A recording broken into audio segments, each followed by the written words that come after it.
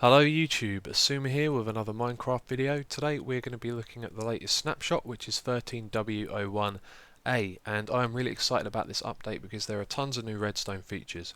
So let's take a look at the first one, that is the trap chest. We have one of those right here, and if you take a look at the buckle on the front, well, there is this slight orange tinge around it, and that's one way you can identify it from a normal chest. Now if we take this one and place it next to it, they don't connect as well, so that's another way to identify one of those. You can actually place these next to each other and have a double trapped chest like that.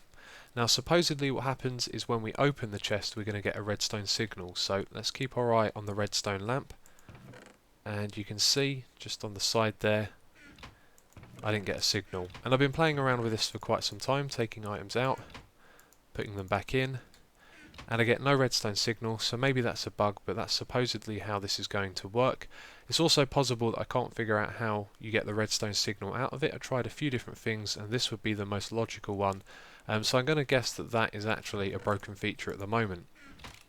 So next up we have a feature that some of you may recognise with the recent popularity of Feed the Beast. This is the hopper, and that's probably where it's got its inspiration from, and what this does is it allows you to put items in the item hopper up here and it will filter them down into the block below, which at the moment is a furnace, and this works with a chest as well as a dispenser, and the only other item I could think of trying was a jukebox, which unfortunately it didn't work with, although that's not too practical. So when you put items in the hopper they filter down like that, and you can see they're going into the top slot here. So these things aren't too logical. If I put in some coal, it's not until all of the cobblestone has filtered out even into the furnace below that it's going to start doing the coal. So let's take them out there, and now the coal is going to go down there and this is going to start smelting. You can already see how useful this is going to be, and as I take out the cobblestone it then instantly starts putting it in the top slot. So these are pretty good, but you're going to have to manage the items that you put in them. So this next addition looks really interesting. These are the weighted pressure plates. There are two of them.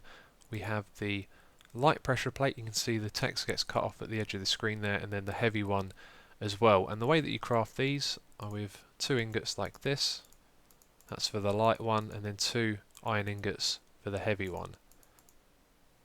So what these pressure plates do is detect how many items you throw onto them. Now also if the player walks on them they don't give off any signal at all. The one on the left can detect between 1 to 4 items, and for each 1 to 4 that it detects it will give you a signal length of 1, and the same on the right hand side except it's between 1 and 32. So let's start off by throwing down a stack of items like that. We got 2 out of that one. Then let's throw down half a stack and you'll see that we only get 1. We can also throw just a single item like that onto it and still get 1. And then on this side it's 1 to 4, so let's start off by throwing down 4 like that, and we got 1, and then let's throw down 16 and we'll get 4. So that is obviously a very interesting feature right there, but this next one I think is one of the best additions we've had in a long time, and tons of redstoners including myself have been asking for something like this in a long time, and now that we have it I think we're going to see some really cool inventions with this. This is a redstone power block. You can craft this by putting 9 redstone in a square like this, and then you get yourself a block of redstone, and if you look at where it is, it's powering this repeater here and then powering our redstone lamp, and then we can move it over to one side, and so this is basically going to be a really great little feature right here. We can move it with pistons and it outputs power. So next up we have a new ore block in the Nether. That's right, the Nether now has ore, and this is called the Nether quartz ore. So let's take this pick and let's mine some of it, and you can see that you get XP from it, and it also drops this nether quartz, and I don't think this has any uses yet. There's no crafting recipe for it or anything like that, so it'll be interesting to see what that gets used for. And as well as that we also now have nether brick, nether brick bricks I guess you could say. Here they are in this chest. When you break a nether brick though you still get a nether brick, so I'm not sure how that works if you go into a nether fortress. Maybe because this is a creative mode block, that's why it drops that. But anyway, we now have nether bricks. I'm not sure how we get those yet, but you can craft them into the other nether brick. So I've got a little amendment for you here. It turns out there is a use for netherrack. That's right, you can smelt it in the furnace to get yourself some nether bricks.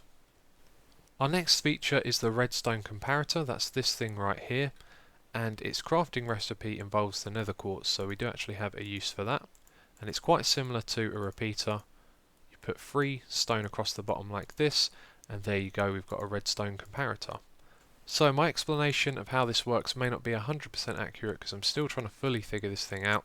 It has 2 modes and they both seem to do the same thing as far as I can tell. So what it's going to do is it's going to compare the signal length and output a different one based on that. So if we give it a signal length like this, you can see it's outputted a signal length as well. We give it a stronger input and a stronger one again, we get more on the output. Now we can override this with our second input. If we do the same signal length, nothing happens to our output. If we do a stronger signal length, then we turn it on. So let's make this one stronger. It comes back on. And like that. So let's turn all of these off and reset this quickly.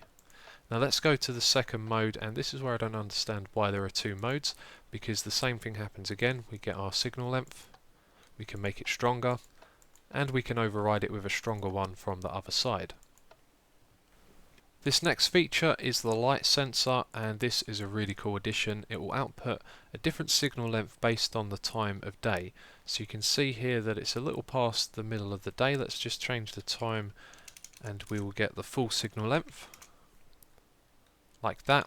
So I've been trying to monitor the different times of day for what the signal lengths are. So the very beginning of night is at 14,000, that's when we get 0 signal length, and the end of that is at 22,000. And then if we skip forward to 22,500, we'll get 1 signal length, and then for every 500 it will go up by 1 until we get to 23,000, and then it goes up by 250 for a while, and possibly even quicker than that. It's been very hard to detect, but you can see from my chat log there I've been doing lots of research. So basically it's going to go up and down through the night and give you a different signal length. So as well as all these cool additions in the game, there's also some changes to the inventory. You may have noticed when I was crafting items I was having a little bit of trouble moving them around, and selecting and dropping them has sort of changed. It's probably not going to happen now, but sometimes it is a little derpy, and that's because they've added these new features. So the first one, if I double click a stack of items, you can see I now get a full stack. Sorry, if I double click an incomplete stack, I will get a full stack like that. Now this will also draw items out from a chest. What would be a good example of that? We'll put the coal in the chest there and double click this, and then it's going to pull those out like that. So as well as this, you can also do another very cool thing, which is drag items across. So let's say we needed 8 of each item type for some crafting. We've got 8 slots across the top here. We can pick up our redstone and drag it across like that, and it divides it based on how many blocks you've covered or spaces in your inventory while you've been dragging them. So you can drag them like that in a shape as well, and it will divide them up equally. So that is it for this snapshot update video. It's quite likely that I've missed 1 or 2 little things, but I have done my best to cover all of the features that have been added. And if you're thinking of using these snapshots, remember to make backups of your world, as they can cause problems. So I'd like to say thank you to the Reddit community and especially Redstone Helper. That's where I got most of the information about all of the new features in the snapshot. So I hope you've enjoyed this. This update looks really interesting. Can't wait to see what people come up with using these new features. So thank you for watching, and I will catch you next time.